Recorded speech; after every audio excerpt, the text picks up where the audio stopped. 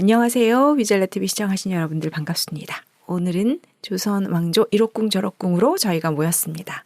네, 저는 더덕이고요. 기필이고요. 꿈입니다. 네, 반갑습니다. 안녕하세요. 네, 저희가 지난번에 현종을 했습니다. 기억 잘 안 나시죠? 예속 논쟁, 오. 경신대기근, 네. 어떻게 이럴 5분도 수가? 안 됐는데. 네. 네. 그렇게 우리가 좀 알아봤고요. 네. 새록새록하네요. 언제 이런 걸 배웠나. 그렇죠. 네. 자, 다음 왕으로 가볼게요. 네. 이 다음 왕은 유명하신 분이라서. 아, 그래요? 네. 여기도 왕보다 그 배우자 중에 한 분이 더 유명하군요. 그러고 보니까. 네. 네, 이번에는 현종의 외아들 숙종. 3대 독자. 네. 2대 독자구나. 2대 독자. 어디선 3대 독자라 나와서 제가 헷갈려가지고 아무래도 2대 독자인데 막 그러고서는 그게 잘못됐구나. 누구야? 아니, 찾다 보면 저도 뭐 맞는지 틀린지 저도 잘 모르겠어요. 그냥 제가 찾고 이해한 대로 하는데 찾다 보면 되게 달라요. 그쵸. 네, 미묘하게 달라서 그냥 크게 봐야지 세세하게 보면 맞아요. 거기서 못 태어날 것 같아요. 맞아, 그거는 맞아. 이제 연구하시는 분한테 맡기고 네. 우리는 네. 러프하게. 현종이 돌아가시면서 외아들인 숙종, 이순이라는 분이 이제 숙종이죠. 19대 임금이 되었어요. 네. 이때 나이는 숙종은 14세, 14살 때 즉위를 했거든요. 너무 어렸다. 근데 당연히 14살이면 네. 수렴청정을 해야 되잖아요. 그리고 이때도 아직도 인조의 계비가 아니지. 계비지. 네, 계비죠. 계비가 살아있네. 증조 할머니. 그쵸. 증조할머니죠. 와. 살아계신 게 아니라 인조가 노망이 들어서 늦게 결혼했어요. 네. 죄송합니다. 그리고 어머니 명성황후 김씨도 살아계셨고 수렴청정을 할 분들은 계셨어요. 아, 그러네요. 계셨는데 숙종은 하지 않았어요. 14살 때. 대단하죠. 자의로? 네. 그냥 임금이 되자마자 친정을 했다고 합니다. 위에 계시는 여기. 할마마마나 이런 분들이 네. 됐다 너 해라 이런 식이 된 것 같아요. 아. 그거를 본인도 받아들였다는 게 대단한 것 같아요. 14살의 나이로 그때 당시 14살이 어린 나이가 아니었나? 한 대학생 정도 느낌? 요즘으로 치면 14세 정도 되면 똘똘하면 뭘 할 수는 할 있는 수는 정도. 정도의 나이. 그래서 단종이 어렸다라고 표현하는 건 세조의 그런 조작이다라고 얘기하는 부분이 있거든요. 12세인가 그랬을 거예요.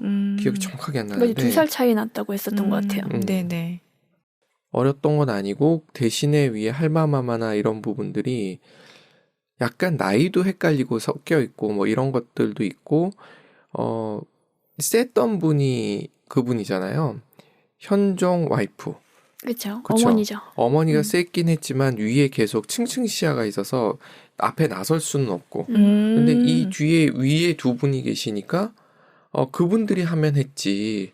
바로 엄마 그 김육의 손녀가 나설 수는 없는 상황이었기 때문에 위에 계시는 그 인조의 계비는 그런 쪽하고는 좀 거리가 있었던 것 같아요. 여러 가지 면에서 보면. 근데 그랬던 것 존재감 같아요. 없이 지나가거든요. 그닥 관심 없었구나. 그런가 권력에. 봐요. 그냥 편안하게 사셨던 것 같아요. 자식이 없어서 그럴 수도 있었겠네요. 맞아요. 그럴 자식이 수도 있었으면 있겠다. 달랐을 것 같아요. 음. 나이도 어린데 자식이 있었으면 어떻게든 살려야 되니까. 아들을 왕을 시켰을 것 같네요.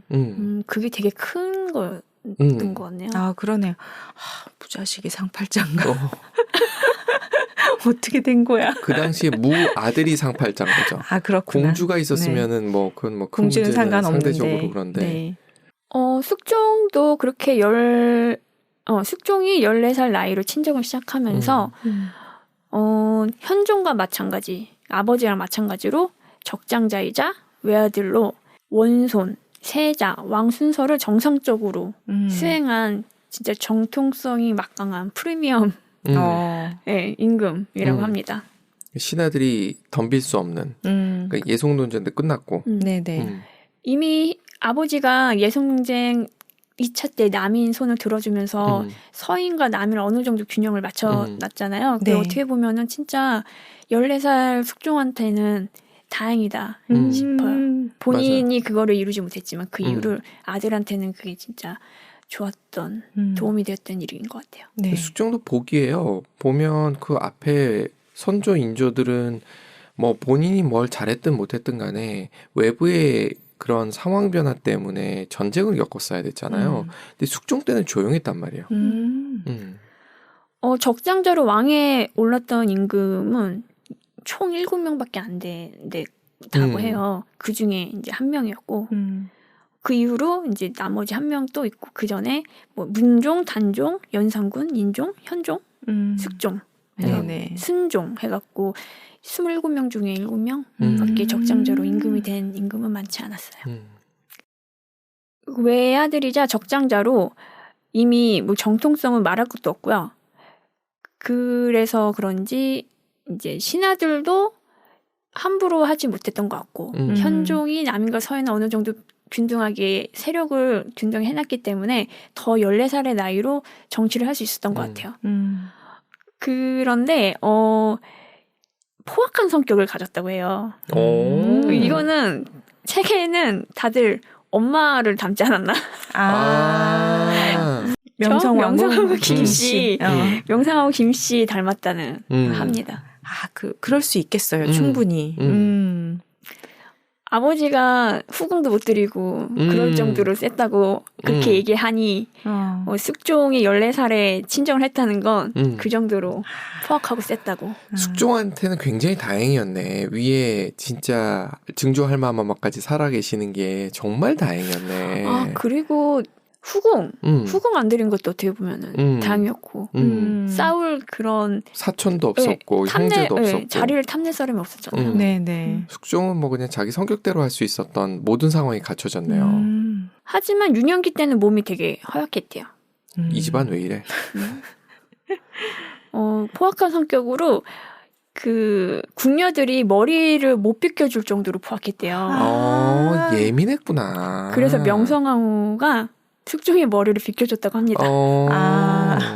그래서 명성황후가 그랬대. 내가 낳은 아들이지만 성질이 아침, 점심, 저녁 모두 다르니 애미인 나도 감당이 안 되는구나. 그렇게 말씀하셨다고. 거울 효과로 명성황후께서는 좀 침착해지지 않으셨을까. 그렇게 명성황후가 셌다고 다들 막 얘기하는데 내 그때 와이프가 현종에 한 명밖에 안 둬서 그게 되게 컸던 것 같아요. 셌는지 안 셌는지 솔직히 잘 모르겠고 원래 왕이면 뭐 몇 명의 그 와이프를 거느려야 되는데 단지 한 명의 부인만 거느렸다는 것 자체가 그냥 그렇게 빗대서 명성황후가 세다 얘기하는 것 같아요. 그럴 수도 있겠다. 실제가 아닐 수도 있겠네요. 처음에는 그런 줄 알았는데 좀 약간 그런 생각도 드네요. 맞아요. 그 사대부들은 그 남존 여비가 강해가지고 그랬을 수도 있으니까. 그 포악한 성격으로 잔뼈가 굵은 신하들을 때때로 주물렀다고 합니다. 송시열을 숙종이 쳐내요. 그 정도로 강단 있는 성격을 가졌긴 했나 봐요. 그게 시대가 연산군 시대였으면 연산군 꼴이 날 수도 있었다는 얘기인데 연산군도 적장자잖아요. 그쵸. 뭐가 달랐을까? 그러니까 상황이 달랐지 않았을까라는 생각은 조금 드는 것 같아요. 그리고 그 숙종은 그 뒤에 계속 사화들이 있긴 있지만 연산군 정도의 상황은 아니었던 것이 이유가 되지 않았을까라는 생각도 좀 들고 아니면 운이 없었던 걸 수도 있어요. 연산 때는 그게 반정이 일어날 수밖에 없는 중종 반정이 일어날 수밖에 없는 뭔가 외부적인 상황들이 있었을 수도 있고 숙종 때는 그게 없었을 수도 있고 그렇게 숙종은 46년에 재기간을 했대요. 길다. 오래 하셨죠? 네. 성격대로 사시면서 오래 하셨네. 그런데 14살부터 했었으니까 60까지 하신 거네요. 그렇죠. 더 길었던 것 같아요. 이른 나이 했으니까. 그래서 아들들이 피곤했지. 또 오래 하시면 아들들이 피곤하세요. 숙종은 현종의 2차 예송 때문에 이제 남인을 어느 정도 끌고 가고 서인은 약간 힘이 약화된 상황이었어요. 네. 그래서 남인은 계속 서인을 복수를 하려고 이제 소심한 복수를 하기 시작해요. 소심한? 네, 왜냐면은 자기네들 끌어갈 역량은 안 됐기 때문에 소심한 복수를 합니다. 서인도 힘이 빠져 있었구나. 현종이 교통정리를 확실하게 했나 보다. 그러니까요. 송시열을 죄를 물어야 된다고 하면서 뭐 당연히 서인도 거세게 반발했겠죠. 네. 그렇지만 결국에는 송시열을 파직하게 됩니다. 그러니까 유배 보내고 뭐 사사하고 그게 아니에요. 그냥 파직. 파직으로. 가볍게. 네, 그래서 소심한 복수였어요. 그렇게 송시열은 파직을 하면서 서인들이 송시열이 정신적 지주였기 때문에 그 파직만으로도 어느 정도 좀 위세가 조금 꺾였죠. 그렇게 소심한 복수를 했다. 네, 송시열이 파직이 되고 남인들이 어느 정도 우리 이제 힘을 얻었어. 이제 어느 정도 좀 안심을 하게 돼요. 그런데 세력이 그렇게 크진 않았어요. 남인이. 그렇다 보니까 남인이 세력을 잡은 것 같지만 이 상황에서 종친과 외척들이 막 판을 치게 되는 거예요. 근데 외척보다 종친이 더 같은 이씨였으니까 종친이 설치기 시작하면서 이걸 안 좋게 본 이가 있었는데 그분은 숙종의 어머니인 명성황후 김씨였어요. 왜냐면 본인의 세력도 있잖아요. 근데 종친이 설치기 시작하는 거야. 명성황후는 아버지 김우명을 불러서 작전을 짜게 합니다. 그렇게 종친 중에 3명이 있었는데요. 이분은 효종의 아우인 임평대군의 3남이었어요. 그 임평대군의 3남 중에 한 명이 있었는데 되게 똘똘하대요. 가장 지혜롭고. 복성군 이남이라는 분인데 이분 빼고 복창군, 복평군을 나인들과 내통한다는 상소를 올리면서 유배를 보내게끔 하는 거예요. 외척에서. 그렇게 유배를 보내지만 남인 윤후의 청에 따라서 이들을 다시 석방을 하게 됩니다. 숙종이. 이거가 뜻하는 의미가 이제 숙종은 외척보다 종친을 더 가까이 한다는 뜻이었어요. 그러네. 어머니가 화났겠는데? 네, 화났는데 진짜 뭐 예전에 그렇게 셌던 어머니들랑은 또 다른 것 같아요. 그래서 해석을 좀 달리 해볼 필요가 있다라는 얘기를 하시는 거구나. 네, 이해가 되네. 그렇게 숙종은 종친과 더 사이가 가까웠다는 거를 보여준 한 예였죠. 남인은 이렇게 혼자서 일어날 수 있는 세력이 아니었기 때문에 종친한테 이제 손을 내밉니다. 생각해 보면은 서인이 정권을 잡기 전에도 북인이었거든요. 그러니까 그 전에가 동인이었고 그러다 보면 이게 그 남인이 힘을 가지고 있었던 건 이왕 있을 때 정도였지 그 이후에는 힘이 없었기 때문에 정권을 잡아본 적이 없는 세력인 것 같긴 해요. 그렇게 숙종에 의해서 서인은 빠르게 조정에서 배제가 되어 간대요. 어느 정도 숙종도 이제 이쪽에 힘을 더 실어야겠다 생각을 했던 것 같아요. 종친과 남인이 있으니까 서인을 좀 배제했던 게 아닌가. 그렇죠. 아무래도 어머니 김육 쪽도 서인이었을 테니까. 맞아요. 외척도. 맞아요. 그렇게 하면서 외척이 또 배제됐나 보네요. 남인은 서인과 송시열을 처벌의 정도에 따라서 또 세력이 나뉘어요. 그래서 청남파, 탕남파로 나뉘는데 청남파는 예송 논쟁을 적극적으로 벌였던 남인 세력.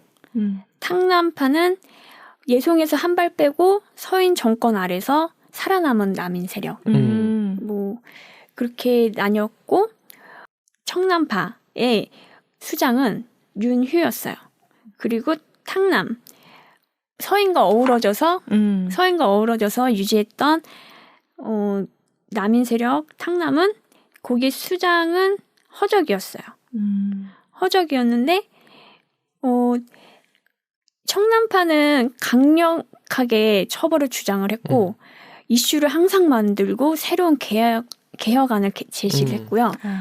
탕남파는 우호적인 관계를 좀 온건했구나. 예. 온건파. 임금 입장에서는 이 온건파가 편할 수도 그렇죠, 있죠. 그렇죠. 그리고 외척과 또 우호적으로 지내고 서인인데도 불구하고 안정적인 전국 운영을 원했고요. 여기에 허적이라는 사람이 영수로 있었어요. 이 허적이라는 사람은 노련한 정치가 이제 현실주의자였고요. 예나 지금이나 노련한 정치인들은 능구렁인가 봐요.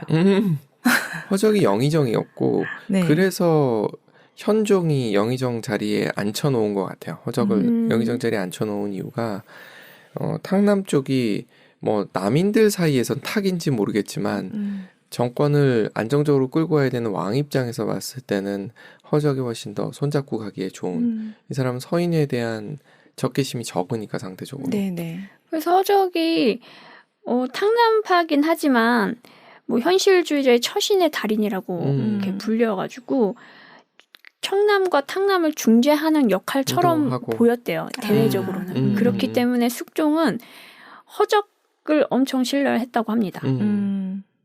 그런데 숙종의 첫 번째 부인인 인경왕후 장인이 있었어요. 김만기라고. 이 김만기가 이 둘 사이에 끼어들게 됩니다. 허적은 서양과도 잘 지내기 위해서 김만기랑 잘 지내보려고 했는데 김만기가 허적의 남인 세력들이 너를 이간질 시키는 거야. 인간질 시키면서 그 숙종의 첫 번째 부인도 이제 김석주 줄에 타고 싶었던 거예요. 그래서 그게 이제 먹혀가지고 김석주도 남인과 친하게 지냈지만 이제 어느 정도 계속 마음속으로는 남인을 배제하고 있었어요. 그렇게 김석주 또한 허정만큼 외척 중에 신뢰하는 인물이라고 해요. 왜냐면 김석주도 되게 현실주의였던 것 같아요. 그리고 되게 노련했대요. 현종 어머니 이종사촌이라는 김석주. 네, 김석주가 할아버지가 김육이잖아요. 대동법을 실시한. 그러니까는 그렇죠. 이 집안도 되게 대대로 좋은 집안이었고 그 할아버지, 아버지 또한 이 김육에 되게 신뢰했기 때문에 숙종도 어쩔 수 없이 신뢰는 했던 것 같아요. 외척이지만. 뭐 전에 정치인의 손을 들어줬다고 해도 외척을 막 내치거나 막 그럴 정도는 아니었던 것 같고 김만기를 김석주를 계속 옆에 둔 거 보면은 네네. 그렇게 어느 정도 이렇게 남인이 정권을 잡고 있지만 서인도 뭐 물러날 정도는 아니었다는 거 봐요. 주로 외척하고 관계돼가지고 버티고 있는 상황 느낌이네요. 지금 보면 효종은 아니지만 현종 그리고 숙종의 와이프들이 전부 다 서인 쪽 사람들이니까 남인 쪽이 외척하고 등을 질 수밖에 없고 그리고 이씨문 중에 복, 창군 뭐 이런 사람들 손을 댈 수밖에 없었던 그리고 숙종 입장에서도 너무 외척이 세질 수 있으니까 그쪽에 손을 들어주는 그런 모양 구도였던 것 같네요. 그게 되게 웃긴 게 서인한테 그렇게 야당으로 살았으면서 결국엔 또 외척인 서인들한테 손을 뻗었던 게 그쪽이 너무 셌기 때문에 남인들도 어쩔 수 없었던 것 같아요. 그 남인도 지금 둘로 갈렸잖아요. 갈리면서 탕남 같은 경우는 거기서 중재라는 것을 내세웠기 때문에 그렇게 갈 수밖에 없었던 게 그들의 허적의 입장에서는 그랬었던 것 같아요. 지금 말씀하시는 거 들어보면. 네. 김석주 또한 이제 허적과 함께 신뢰가 높은 신하였고요. 무인 자질도 뛰어났고 정치적 감각도 탁월했대요. 그렇게 숙종의 장인과도 잘 지냈고 숙종의 신뢰를 힘입어서 김석주가 되게 뛰어난 사람인 거야, 머리가. 정치의 새 판을 짜기 시작합니다. 남인들의 세력이 너무 세니까. 있는데도 네. 그렇게 해서 경신황국이 일어나게 돼요. 황국은 이제 세력이 바뀌는 걸 뜻하는데 숙종 때 3번의 황국이 일어나거든요. 한국이 3번 일어난다고요? 네. 네. 그렇게 해서 첫 번째 황국이 일어나는데 거의 이 첫 번째 경신 황국은 김석주가 설계했다고 봐도 무방해요. 남인의 세력을 서인으로 바꿔준 일이었는데 남인 허적이라는 사람이 지금 거의 실세죠. 허적이라는 사람이 할아버지가 뭐 이렇게 표창 같은 걸 뭐 받았나 봐요. 그래서 잔치를 열기 시작한 거예요. 그날 비가 오늘처럼 오는 날이었어요. 그랬더니 장마철에 그래. 숙종이 걱정이 된 거예요. 그렇게 해서 그러면 숙종이 신하한테 허적네 집에 유학을 가져다 줘라. 걱정되니까 이거 가져다 줘서 편하게 잔치를 베풀라고 잔치를 열어라. 천막. 예.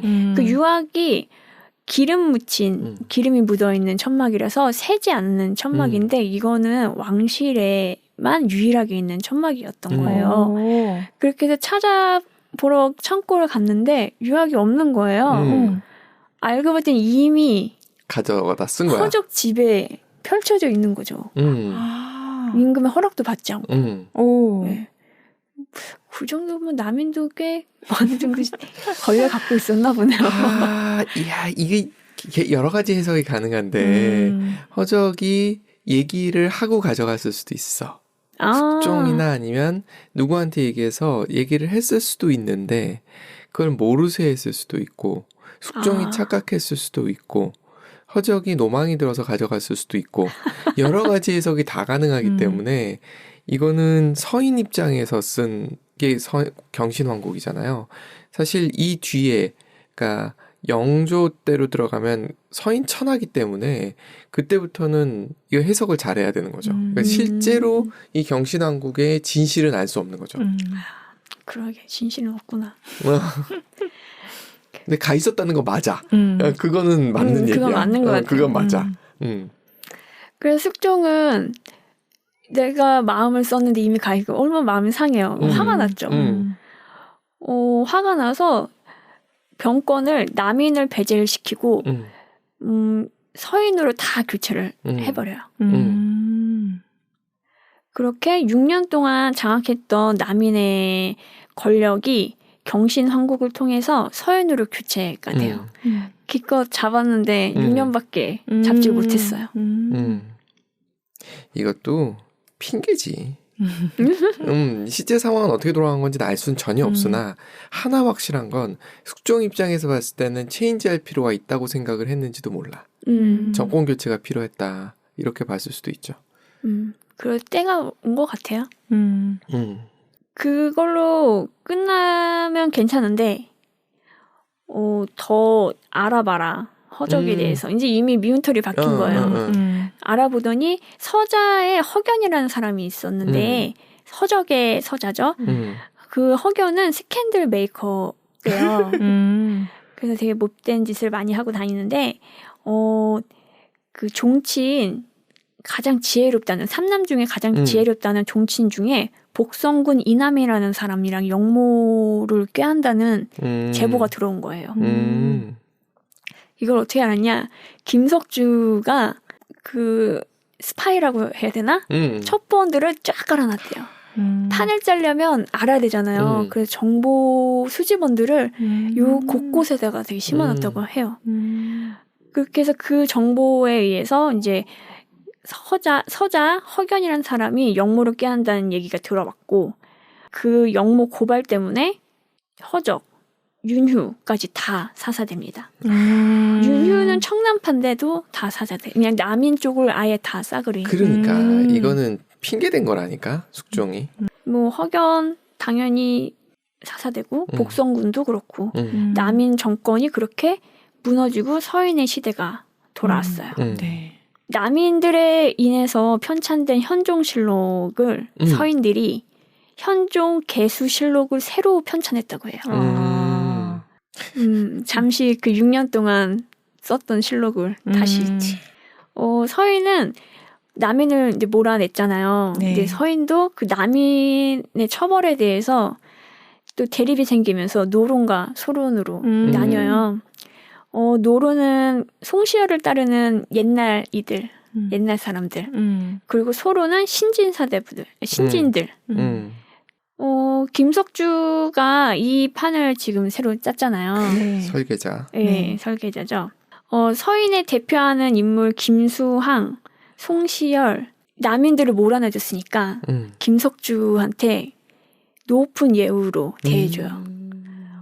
원래 송시열이 그런 사람이 아닌데 제자들이 반대함에도 김석주의 손을 들어준 일도 허다했고 그렇게 되다 보니까 신진들이 젊은 유생들이 송시열한테 등을 돌리기 시작하는구나. 등을 돌리면서 이제 소론파가 생긴 것 같아요. 그러니까 송시열이 그렇게 인격적으로 훌륭했느냐라고 묻는다면 물음표가 많이 찍히고 그래서 이황하고는 이게 비교가 안 되는 그런 상황인 것 같더라고요. 그래서 사람이 바뀌었다라고 얘기할 정도로 마지막에는 좀 그런 안 좋았구나. 세력에 휩쓸리는 모습을 보였다고 합니다. 딱 6년 쫓겨나 있었을 뿐인데. 그리고 김석주는 임금도 두려워할 만큼 막강한 권세를 가졌다고 해요. 근데 이 막강한 권력도 얼마 가지 못하고 숙종 10년에 51세로 사망을 하면서 어떻게 보면 숙종한테는 되게 좋은 기회죠. 너무 다행이었다고 볼 수 있네요. 숙종 입장에서는. 그러네. 안 그랬으면 계속 외척한테 휘둘리는. 휘둘렸을 텐데 딱 타이밍 좋게 혹시 암살? 그건 아닌 것 같아. 네. 그런 낌새도 책이 없었어요. 51세로 돌아가셨죠. 네. 그래서 그때 경신 황국 때 이제 공신을 호사공신이라고 하는데 당연히 김석주 그리고 숙종의 장인인 김만기는 1등 공신이었고요. 그 첩보원들 있잖아요. 네. 첩보원들도 공신으로 올라갔대요. 다른 사람들은 얘는 뭐지? 책에 이렇게 얘는 대체 누구지? 했더니 알고 봤더니 첩보원이었다는. 엉망진창입니다. 그렇게 남이는 한 6년밖에 힘도 못 써보고 다시 서인한테 뺏겼습니다. 그렇게 경신왕국은 끝이 나고 이제 그 이후에 다시 엎치락뒤치락하면서 두 번의 황국이 일어나는데 그거는 다음 시간에 하도록 할게요. 장애인이 네. 안 나왔어 아직. 네, 그러게요. 길구나 숙종이. 네. 46년 하셨는데. 그러네요. 그리고 네. 조용히 아니셨어요. 중종은 조용했었는데. 이번에는 스캔들과 함께 좋습니다. 한국이 일어나기 때문에 더 재밌을 거예요. 네. 다음 시간 기대해 보겠습니다. 힘든 시간 견디신 모든 분들, 청취자분들 감사합니다. 수고하셨습니다. 네, 수고하셨습니다. 제일 수고하신 분. 맞아요. 네, 너무 어려운 감사합니다. 부분이에요. 네, 감사합니다. 네. 네.